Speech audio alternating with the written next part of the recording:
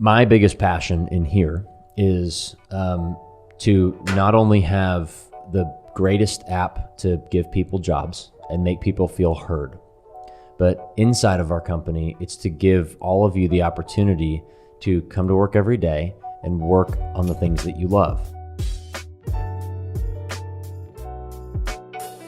All right, well, welcome to Office Hours. So a couple very interesting points to talk about. I was talking with a buddy of mine today, and he gave me some really good points that I think I'm going to start using. And so a couple, I want to talk a lot. So I might rant a little bit. Yeah, go for it. So this week has been the most challenging week in the company ever, by far. Interesting. And so a couple things have gone into that. You know, one thing that I realized in talking with my buddy today, he was saying how, you know, part of the story is not only, hey, we're doing great, we have all these great team members, you know, the apps were, you know, it's coming, this and that. Like, there's a lot of shit that goes on, right? You know, behind the scenes.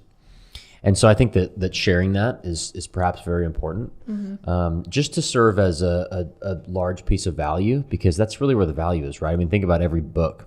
It's always like, you know, problem, and then some sort of, you know, you overcome, and then like, here's the success story, right? Right? And so that's essentially what I think we need to start doing a little bit more of, not in a negative sense. It's used in a very positive manner. Right. I completely agree. Yeah. And especially on Instagram too, there's like this whole push to be more real and authentic and kind of sharing those hard stories a little bit too, because, you know, social media has gotten to a point where it's so picture perfect. Yep. And so I think people really appreciate whenever you share that kind of vulnerable behind the scenes look. You know? Yeah, I think you're right. And so, you know, this week, like saying it's been the most challenging week, it's probably also been the most fun week, which is interesting. You know, it's been challenging because we had some pretty big issues with an employee.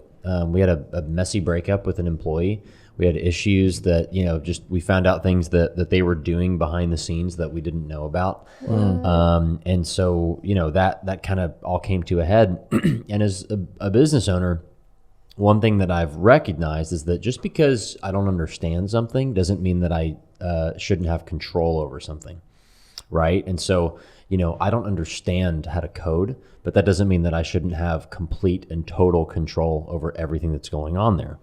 And I think that's a good message for a lot of business owners, is like, hey, just because you don't fully understand every part of your business, you have to inundate yourself and indoctrinate yourself in every single area of your business.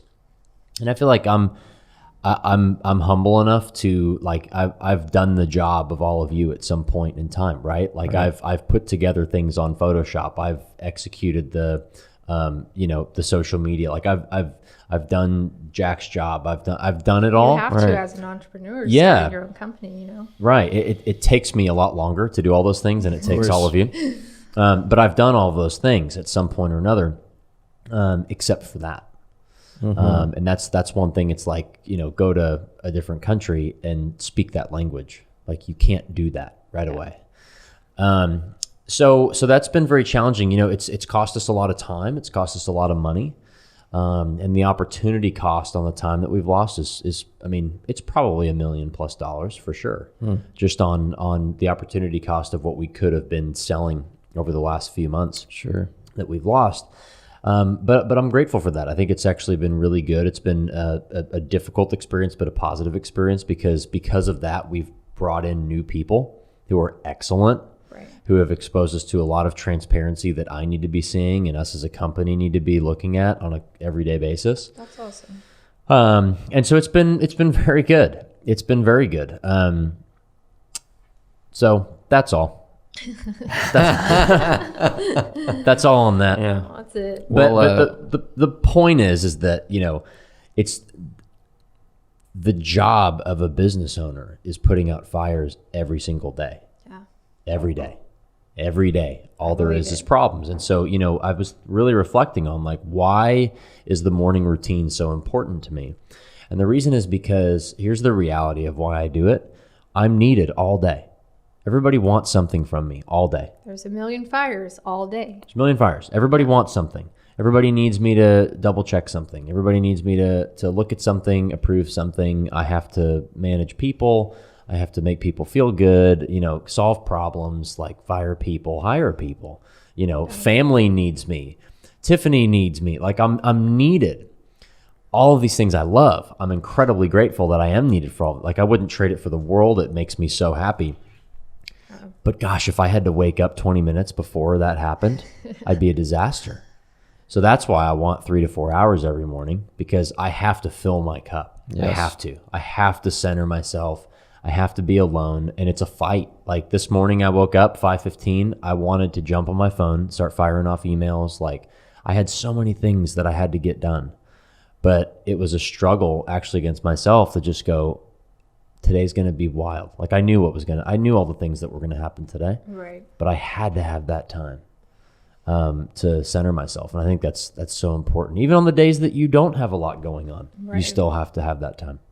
Well, and I appreciate that is such a like value point to you, because I feel like that trickles down too.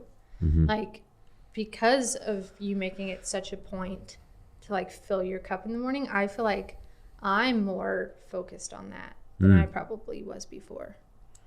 And just making sure like I'm in the right mindset and like really getting myself in the best place to start my day. Yeah. I love that. That's great. Yeah. I'm glad.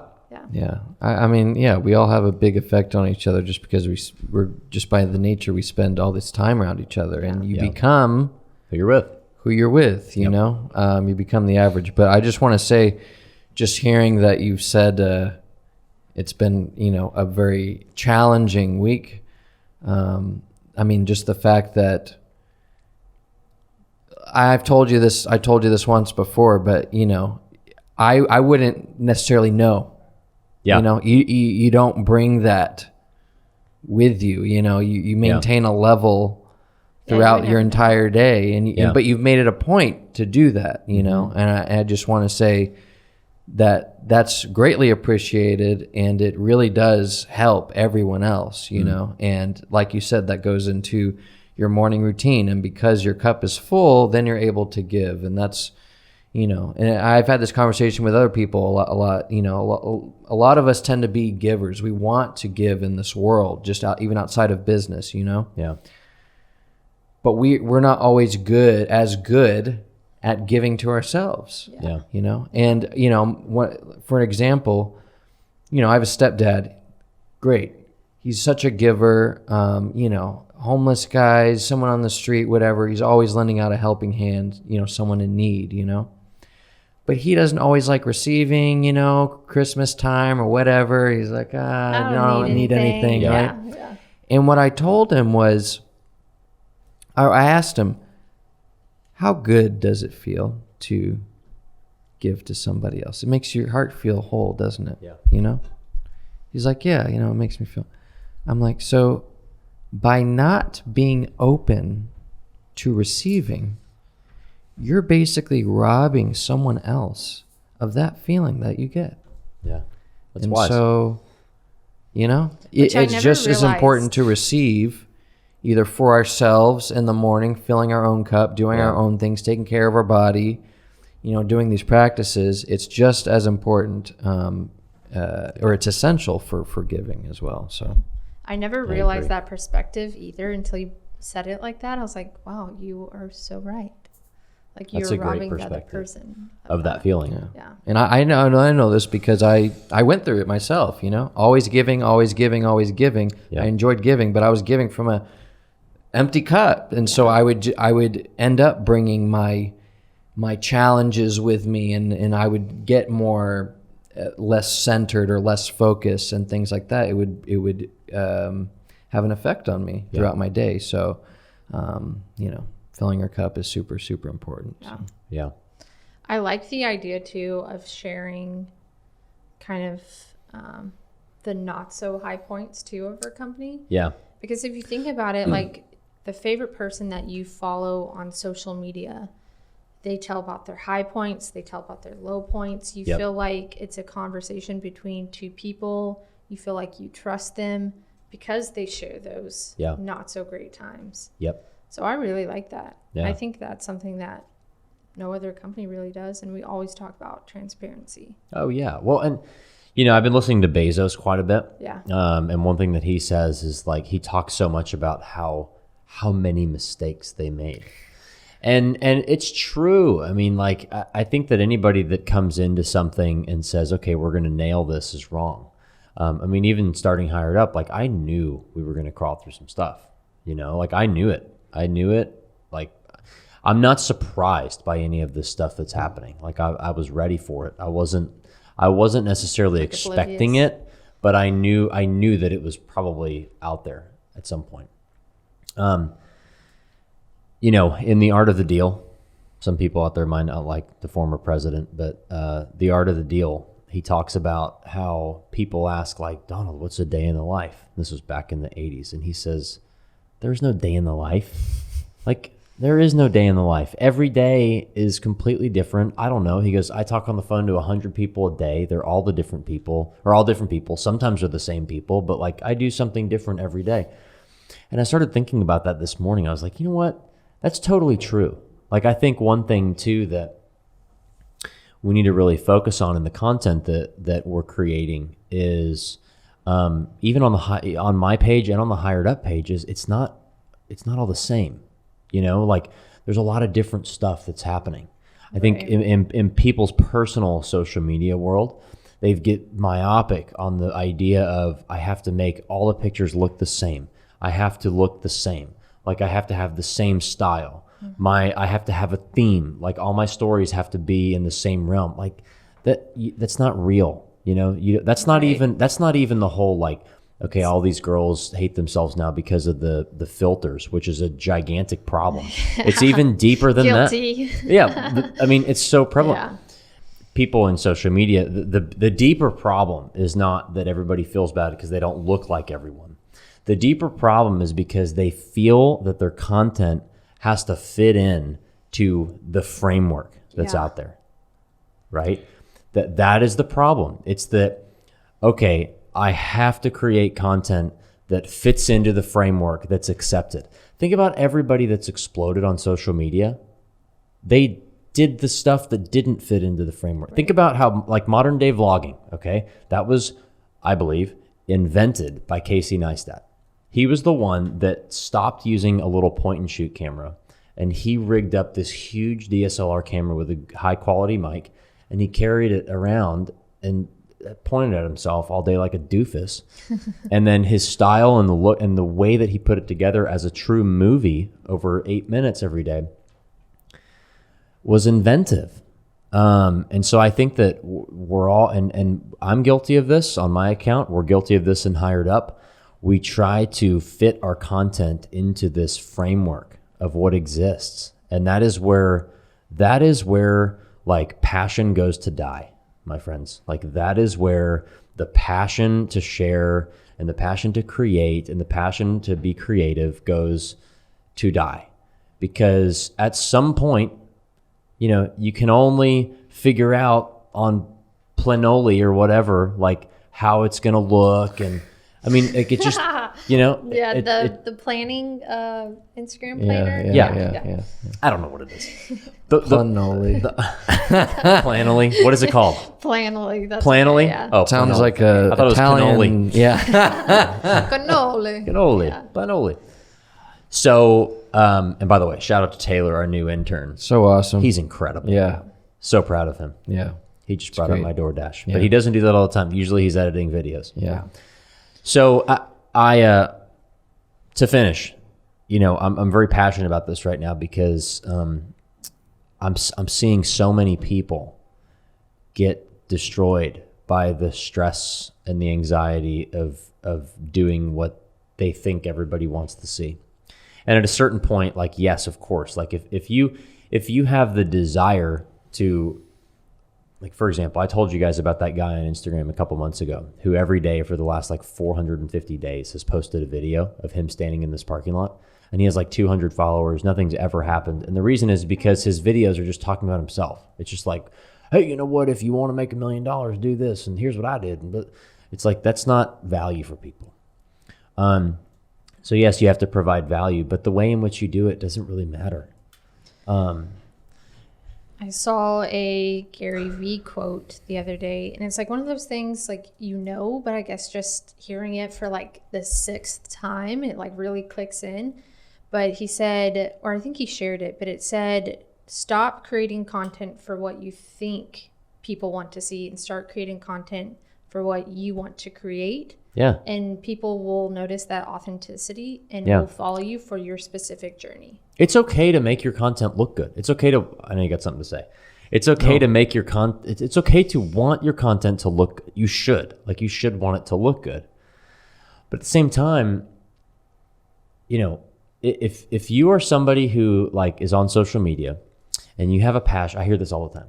I have a passion for, I don't know, like new coffee shops, and I want to try out new coffee shops and I want to talk about it. But you know what? Like everybody that follows me is like my family and my friends. Like it's kind of weird, and it just doesn't really fit into my aesthetic, right? Or like what I'm doing or this, that. It's like, that is so ridiculous. Yeah. I mean, maybe I'm speaking to people in this room. I don't know. I see a lot of wondering eyes. But no. The point, it's just so true, man. Like the authenticity is what people love. And I think that at HiredUp even, and for you all individually and everybody who's listening, if you can figure out how to, you don't even have to figure it out. Just if you have the desire to share with people out there what you're doing, just share that. Like I remember when Instagram first came out, we posted pictures that we liked. It wasn't about making our pages look cool. It was about showing people out there what was going on in our lives. And that's all we did. It wasn't about the aesthetic. It wasn't about the, crazy like captions and the, you have to measure up and all this and whatever. It was just about like, oh, that's a picture of a really nice tree. Let me take a picture of it and post it. That was it. Yeah. And I think we need to get back to that a little bit. I have a few things to say. First of all, I love that we have these conversations. I love that we're doing this. I love that we're doing this as a company, but we're also trying to do this individually as well. Mm-hmm. And the more that we do it and the more that we talk about it, the more ingrained it will be. And also one of the greatest ways of learning something is by teaching it too. So, yeah. But just because you said all these things about not doing what everyone else is doing, I just listened to this podcast. The name of the podcast is called the Design MBA.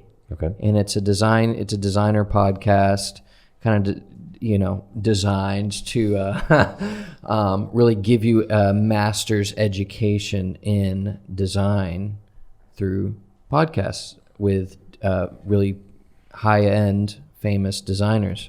Interesting. And they interviewed this one guy who is one of the lead designers of Amazon.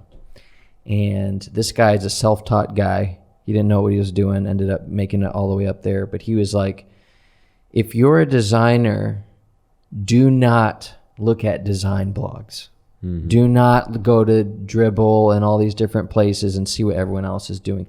You know how you become a good designer? Watch Harry Potter. Yeah. Like do something outside of design, design world. Whatever inspires you, incorporate that into your design. Yeah. Agreed. Instead of thinking, oh, here's what's trending in 2021 as far as the aesthetics that people are going to like. It's like he's saying, no, this is the lead designer at Amazon, kind of a big deal. Yeah. But it just goes to, everything that we're talking about here as well. Yeah. It's like, and I've said this before, in the content that I want to create and I'm sure both of you guys as well, is I want to approach my content as if not looking at what other people will like, but what would a younger version of me like? Mm-hmm. And appreciate. What would, me 1 or 2 steps behind, what would I appreciate? watching? What would I engage with? And doing it from that perspective. And then everything else will sort of work itself out. Right. It's interesting because I just saw like a similar sentiment the other day that was basically saying like, don't focus on your competitors and how many views they're getting or anything like that, because once you start doing that, you start tailoring everything to what your competitor is doing instead of tailoring to your unique customer abilities. Yeah. Your group, your Bezos, the clip you sent. Oh. I think it was the video I sent you. Yeah. Maybe. It's be customer obsessed, not competitor obsessed. Or obsessed. And so think about that. Think about what's happened recently. Like, LinkedIn comes out with stories. Twitter comes out with fleets. Like they all just copy each other. And, they're not getting the message. Yeah, it's like, well, that's a loser's game. Another thing that I'll say too is this, okay? So, we can talk all day long about, follow your passion, post what you want, all these things. What's the thing that almost 100% of the people miss? It's the execution. So I personally believe that I'm better at execution than 99.9% of people. If I say I'm going to do something, within 7 days, you'll probably see it. If I say we're going to start a podcast or do this new segment or do this or do that, it's going to happen. Like the wheels will be in motion. If it's something in my personal life, if I have a new gym routine, you will see it. Like it's going to happen. And I don't necessarily know what gets people caught up in this. I think you can kind of have paralysis by analysis, right? Like we can focus on, well, it's not perfect, so we have to wait. But it makes me very sad when I see people that desperately want to do something, whether it's start a small business on the side, whether it's have a new Instagram page, whether it's make YouTube videos or, just something, even if it's something super simple, like I want to start walking every day or whatever. And then they just don't do it. And I think people get so caught up in well, why am I not doing it? Well, maybe my schedule's not right. Or maybe there's so much analysis of like, why am I not super motivated? And nobody just does the thing. It drives me crazy. It's like, just do it. Like, if it doesn't work, then that's fine.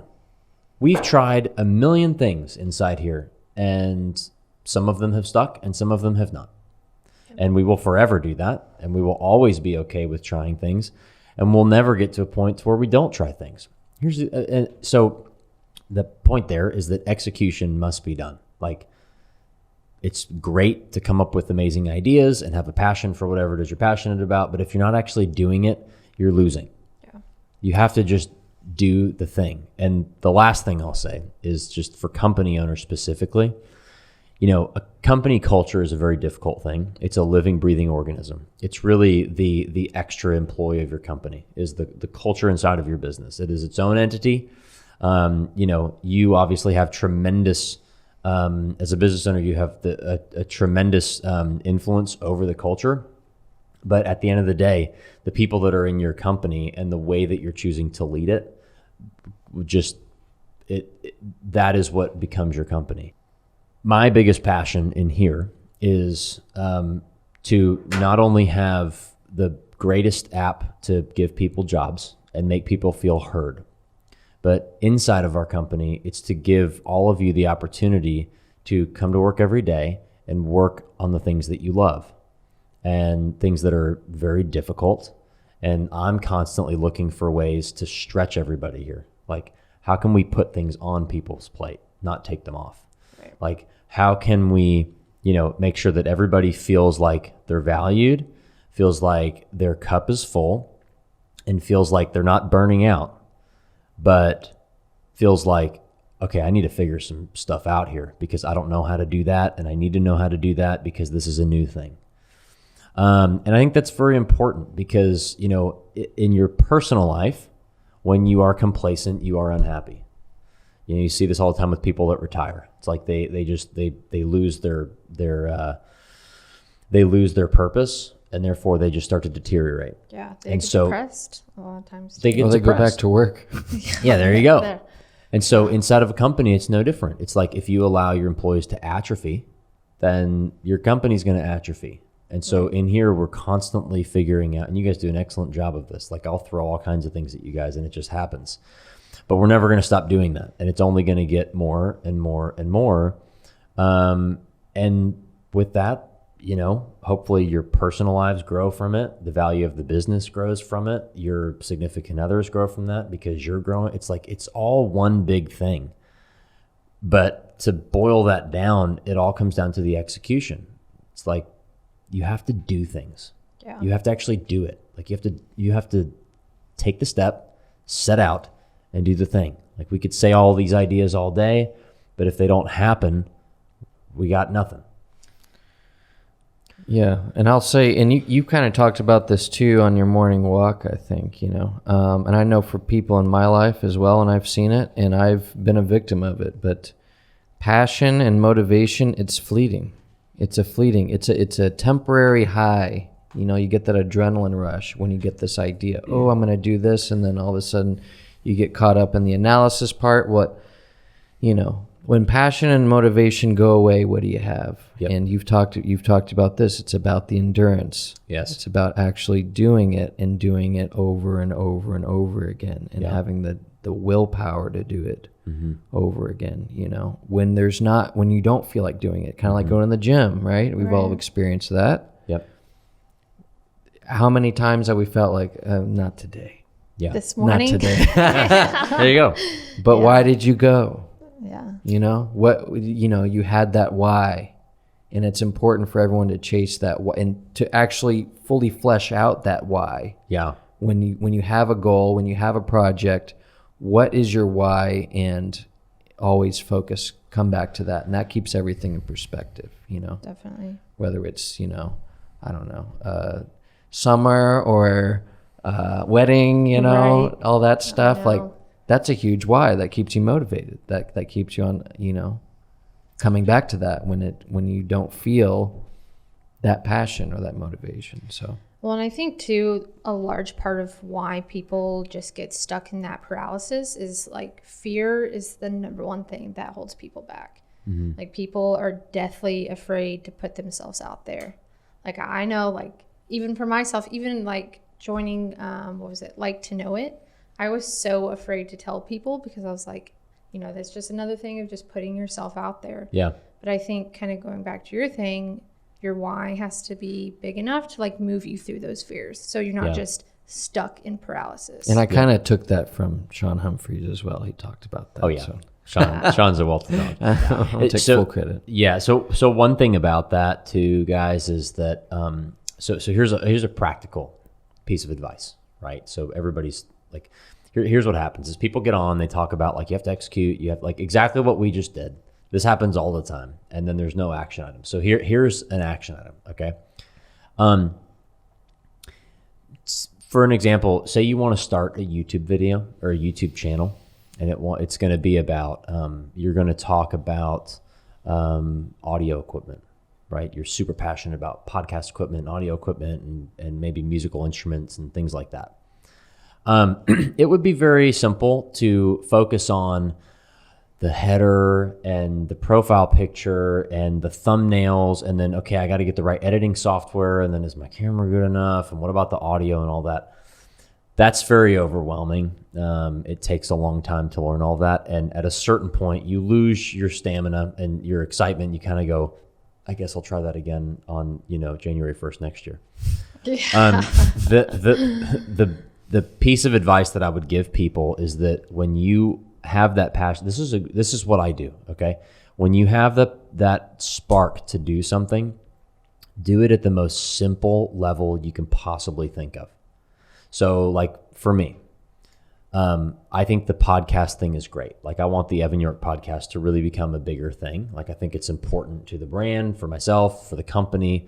I don't want to always sit in here at the mic and have all the cameras on and do all that. Like every time I have a thought, I could say podcast equals YouTube video and podcast. I have to write it all down, remember my ideas, come in here, set it up, go through the whole process.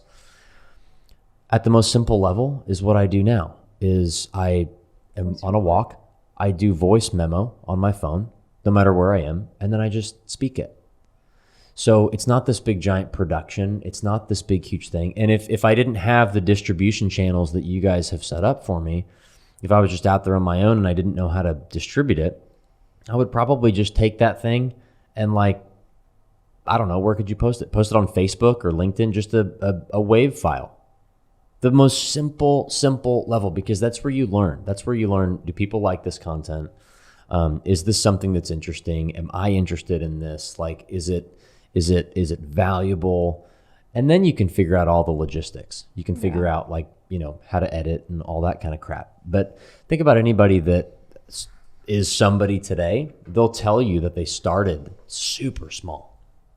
I mean, Casey's another example. Like he took a video on like a terrible little point and shoot camera, and that's where it started. I mean, Bezos started by selling a book. Like it's not, the practical piece of advice is that when the passion hits and sparks, make the thing, do the action at the smallest level. Use that momentum, that passion, that spark to fuel your next steps, to get you in momentum to actually creating. If you want to run a marathon, your initial thing should not be to go research and watch a bunch of stuff on how to run marathons. You should just go outside and just run. Just go outside and run. Or buy all new clothes for the marathon. Yeah. Oh, yeah. Everyone gets caught up in that. I do that all the equipment, the clothes, I'm going to set up everything. I see it all the time. And I've done it in the past too. I'm going to get all these things.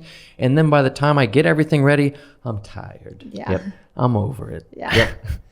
I feel like this exact thing Hayden is going through, because he was like, I want to start a YouTube channel. Right. I want to like review outdoor gear, and he was like on this high, and he was having this spark of passion, and it just kind of fizzled out because he's like, I don't know how to make a video, I don't know how to edit, and just like being in that paralysis state. That's so great example. Hayden, listen to this, we're gonna help you.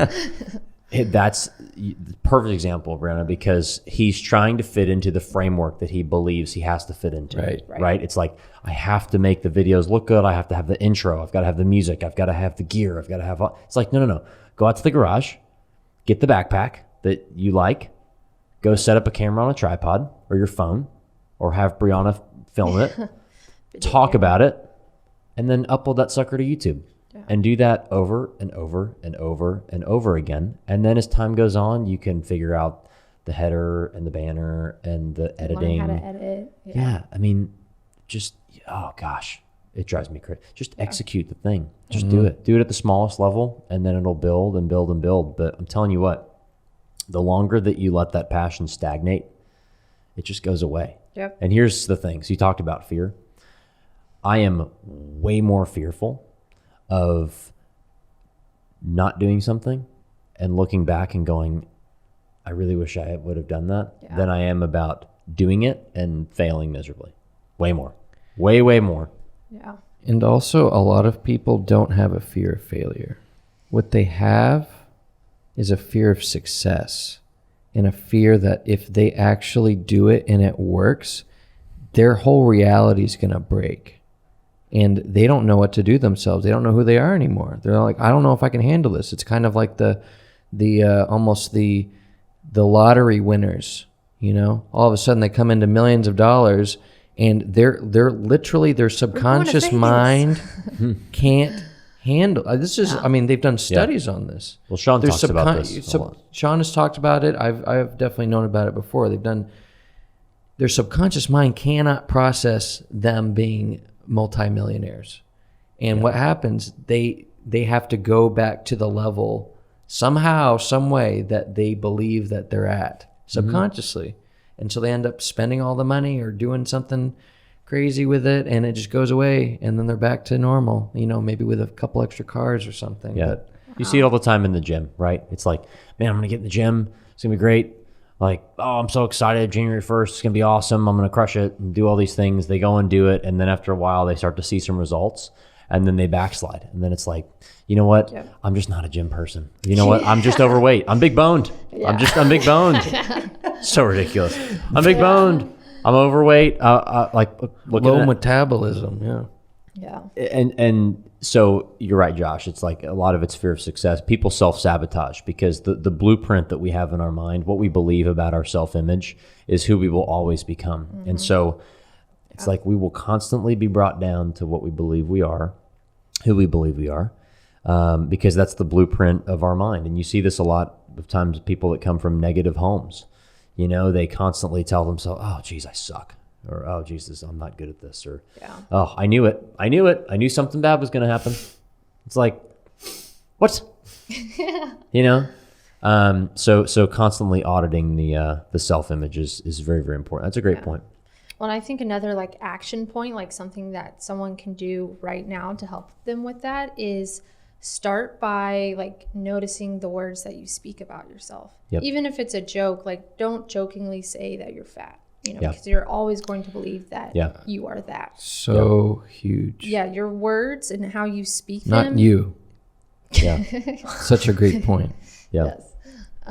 Has so much power. So even just saying like, I am a great husband or I am this, you know, start bringing power over yourself and over your words. 100%. Spelling. It's a spell, you know? It's a spell. Yes. Well, I have to run. I got to get in the next room. But keep going. You guys can go if you want. All right. Awesome. Thank you guys. No problem. Goodbye. Yeah. I did have one point that I wanted to make, and that, you know, it goes back to as we improve ourselves, as we get better, as our marriages get better, as our relationships get better, as we become closer and just better people, right? More authentically ourselves, the more I believe that we get tested on a deeper level. You know, sure. And it's like, so if you want, basically it's like the roller coaster example, right? If you want to reach that greatest peak, you're going to have to experience the low, you know, that it's just as above, so below. It's just how it works, you know? And so it's kind of training us to have a reframe. You know, when we come across challenges or something super difficult or whatever, you know, and think about, oh, I'm grateful. This is a test. Exactly. And this means I'm actually on the right track because I'm being tested, because this is challenging. I'm being tested to prove myself and to, even if it's just an internal test, you know? Yeah, mindset is so, so important. And I think once you can get your mindset to that, where it's, you know, what can I learn from this? How can I go through this low point? You know, what is this showing me? I think that will be life-changing for a lot of people. You know, it's not, why is this happening to me? It's what can I learn from this? Right. You know? Right. And having a constant audit, open communication. I say this before too, because I kind of like talking about the whole relationship thing, but it's like,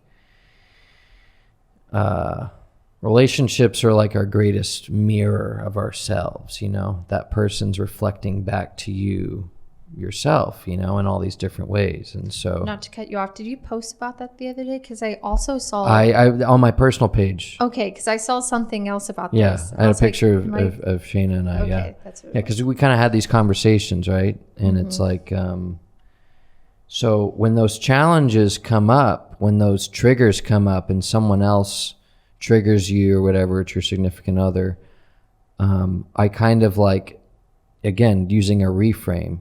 Okay, this situation is happening, or we might get into an argument or whatever, and here's an opportunity.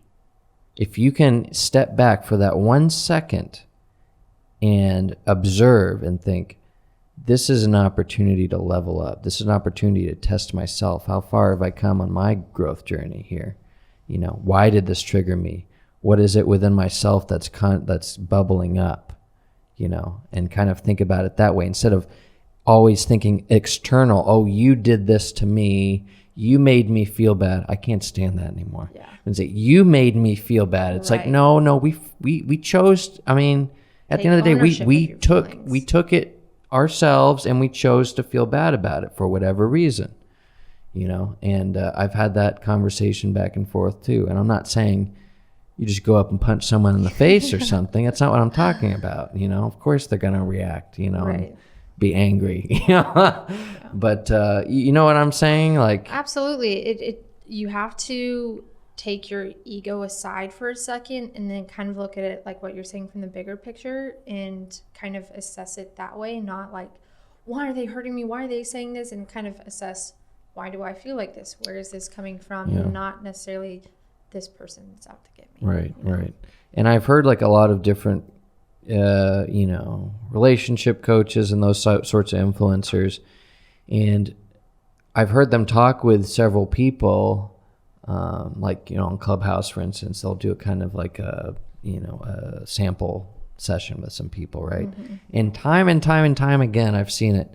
And it's usually, it's usually a woman talking about the man, but sometimes the man talking about the woman, or, whatever relationship. It's like a couples therapy kind of on. Well, except it's usually just that one person telling their side of the story. Okay. I see. And it goes something like, my significant other, I want them to grow. I want them to be better, and they don't seem to want to do that. And it's affecting our relationship because I want them to be better. And you can say, just by me saying it out loud, you can kind of hear the issue here. Yeah. And it's like, Very in that egocentric. usually very egocentric, but it's also like, if you are going to tell someone to quote unquote do the work, you better be doing the work yourself and not just sitting back and saying, I'm holier than thou. Right. So that's usually it goes back to yourself. It's like they're a reflection of some part of you, Right. whether it's in the present or something that you haven't been dealing with since childhood, or your parents' relationship dynamics that sort of gotten ingrained in you. Well, and I can understand if someone's like, I want my partner to level up. I want my partner to grow and just be the best person they can. Because if you're on that journey yourself, you kind of want your partner to grow with you, because a relationship is all about growing together. Right. But I feel like if you're someone who is on that path and you're growing, you're not going to be on Clubhouse saying, my partner needs to do this. My partner needs to, get better and, do all these things, because that's telltale sign of like, you still have growth work within yourself. Yeah. And at the end of the day, I think the secret is if you're not focusing on the other person necessarily in this particular instance, and you're just focusing on becoming the best version of yourself, the chips will fall where they may naturally. Exactly. Either that person is going to see you doing all this great work and becoming this best version of yourself and saying, I want that. I'm interested in that. I want to know what you're doing. I want to start doing that myself. Or they're going to be like, I don't know what's going on. We are not the same anymore. Peace out. Right? Naturally, it's going to happen. Yeah. Kind of like you talked about with your friend and the whole like friendships, and that she was getting into, her own journey. But here's the thing, your friends are just going to change based on you, because they're a reflection of you. Just kind of to wrap this all back, because I know we've gotten into couples therapy here. The people you surround yourself with are the average of you, right? Exactly. And so exactly. Couldn't agree more. Yeah. So to summarize this very interesting episode of Office Hours, passion and motivation are fleeting. Use those opportunities to level up, but it's really the grind and the real work gets done in the routines, in the consistency, in the execution, in the endurance. And always know your why. Your why, depending on how strong it is, will take you past any and all of these obstacles and challenges. And any other closing statements you have? No, I think you about summarized it all. Just don't get stuck in that fear paralysis. Keep with your routines, do the do, right. And create your passion. Exactly. And your passion will shine through no matter if you're using an iPhone or if you're using some fancy $20,000 camera. It doesn't really matter. People don't communicate.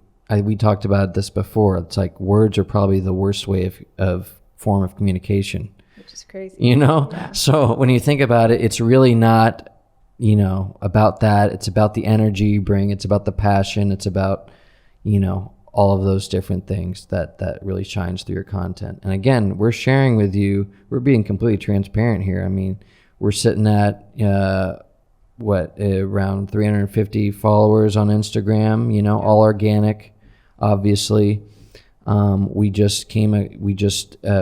had a video go viral for the first time. That was fantastic. We could have just a whole podcast talking about that whole thing, and we probably will next week or something. But we're sharing with you guys exactly what's going on here, and we're building this thing from the ground up, and we are practicing what we're preaching here. Yep. Not only in our business, but in our personal lives as well. Full transparency. Yeah. So. All right, guys. Well, I hope you guys gained some value from this episode. Please like and subscribe, and check us out on Spotify, on Apple Music. Give us a review. It really helps us reach more people. Give us a star rating, and let us know if this podcast helps you in any way. So with that, take care, and we'll see you on the next week's episode of Office Hours.